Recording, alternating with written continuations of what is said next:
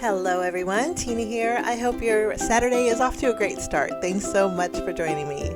I'm back again to share a project with you. We're creating a Christmas card. The items that I'm going to be using, at least a few of the items that I'm going to be using for my card today are from the Simon Says Stamp STAMPtember release. STAMPtember is on its way, and to celebrate, Simon Says Stamp is having a STAMPtember blog party, which I'm a part of, and I have a gift for you, an exclusive coupon if you want to head on over to my blog and check it out. That's where the coupon will be. This here is the Intersecting Lines background stamp. We'll be using this on our card. We're also going to be using this bundle. It has a stamp set, of course, which is probably sold separately, and then you have the coordinating die set, and then there's also a hot foil plate in this bundle.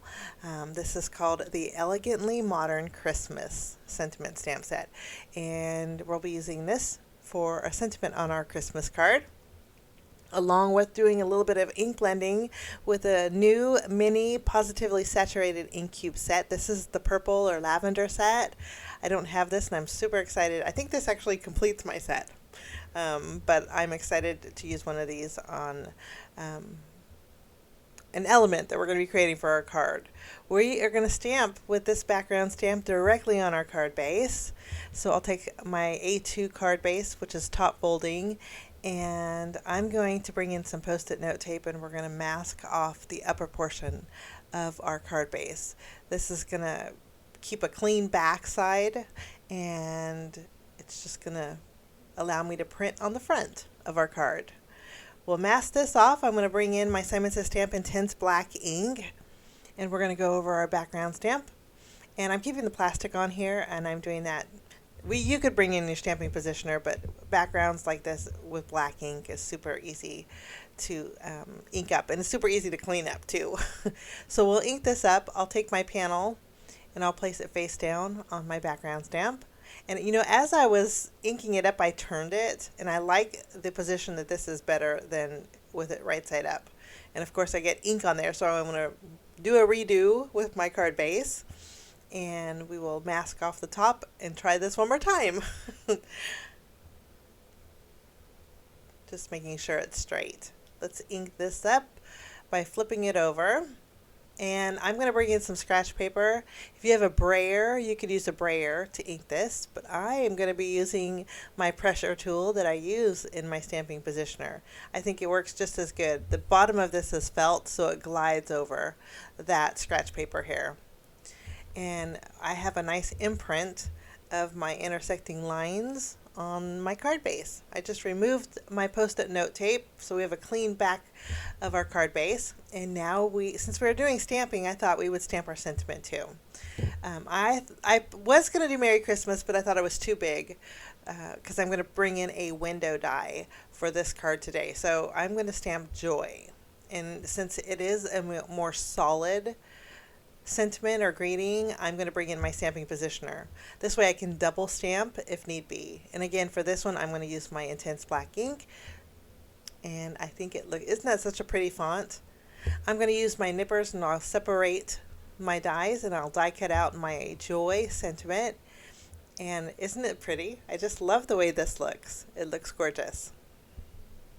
We're going to put these off to the side, and now we're going to bring in some dies that are not part of the new release. It's part of Simon Says Stamp Shop.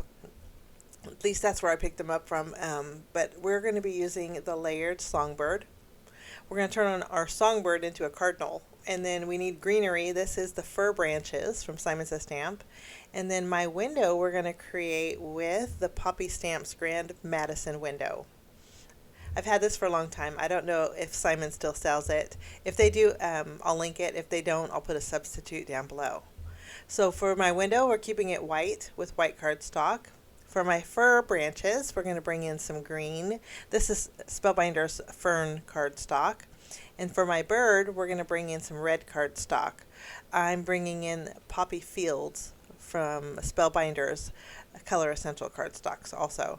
Now the bird in this is a layering bird, and it has a beak, and I don't want the beak to be red, so I'm going to take some orange cardstock, and we're going to die cut out that beak with orange. And it layers, there's 5 pieces to the bird, and it layers together beautifully. I'm going to put off my fir branches, and we are going to ink blend with our purple positively saturated inks. I'm going to use amethyst. I think that purple is going to go really well with my red bird, and it gives dimension. Purple, my second choice would have been brown ink to ink up the bird, but purple kind of goes with the red really well. And again, this is amethyst ink. I'm going to use my blending tool and add a little bit of ink to the body of my bird here, also a little bit on the head, and then I'm going to continue. This bird has 3 more pieces. It has the wing and it has the facial features. There's 2 facial features that I'm going to ink blend on also. And I'm turning the pieces just so I know which side to ink blend.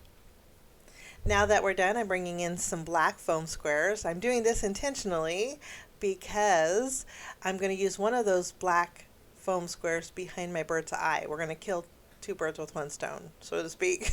I'm going to pop up my wing here.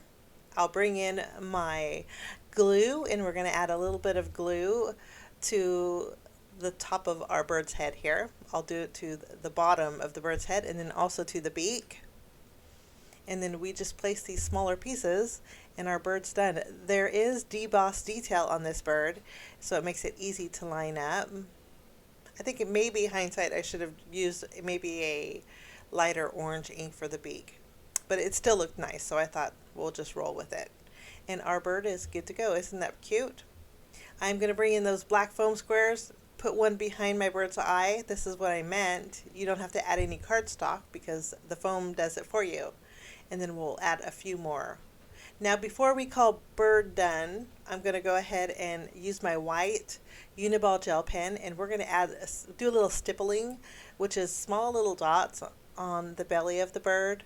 We'll do a little bit on his head and then a little bit on his wings also. It just gives it a little extra depth. Okay, now I have a piece of acetate. This is Simon Says Stamps acetate pack here, and I trimmed it down so it'll fit behind my window. And I have the same size of vellum that you can see I put score tape around. I'm going to remove the score tape from my vellum, and then I'm going to bring in a product that kind of to me reminds me of ice, and that's what I wanted on the inside of my window, some kind of icicle looking elements. I'm bringing in Ranger's Distress Mica Flakes. These are big chunks. Now you could use clear glitter if you wanted to, or clear sequins. I think it would look just as pretty, but these are kind of shaped like icicles, and I'm going to fill in this vellum. After I have the amount that I want in here, I'll take my acetate, place it over my vellum, and we're going to sandwich these together. Now I'm doing this for several reasons. Because I want these mica flakes in the front of my window, I don't want them to also to drop down. So that's the reason we're sandwiching them in together. If I were to create a regular shaker card, all these mica flakes would fall to the bottom. So that's why I did this. I put score tape behind my window. We're going to take our mica flake sandwich, put it vellum face side up towards me, and then I'll put this behind my window. So now my mica flakes are not going to fall too much to the bottom, and then it's going to stay stationary, which I really like. I put foam tape behind here. We're going to put this on the front of our card base. I put vellum behind it because I want to see that pattern that we stamp with black ink on our card base behind the window. But I don't want it to be too bold because it is a pretty busy pattern. So if you put vellum behind it, it does soften it. Okay, we're going to add our branches to the left side of our window, and I'll add my bird just underneath it. We're going to put the bird underneath the ends of the branches. And then we have our sentiment. I put foam tape behind here. We'll place this in the top right. And I kind of got it a little crooked. I will fix that. You'll notice in the pictures. Now we're going to add bells and whistles, literally. I'm bringing in some red twine. This is Spellbinders red hemp cord. And then I have some mini jingle bells. Well, they don't jingle. They're just little mini silver bells. I'm going to thread 3 through this twine. And then I'll tie a knot with it and then tie a bow behind the knot. So it creates a little 3-bell cluster with the bow behind it. And I love this at Christmas time. If this is too bulky for you, you can completely skip the jingle bells. But I like extra textures on my card. I used a couple of glue dots to secure that bow with the bells underneath the bird. And I just trimmed the tails, and that finishes my card project today.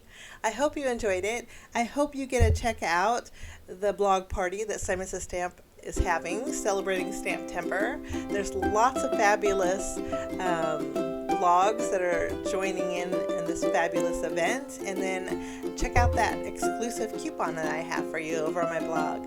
Thanks for joining me. Links are down below. Have a great day. Bye-bye.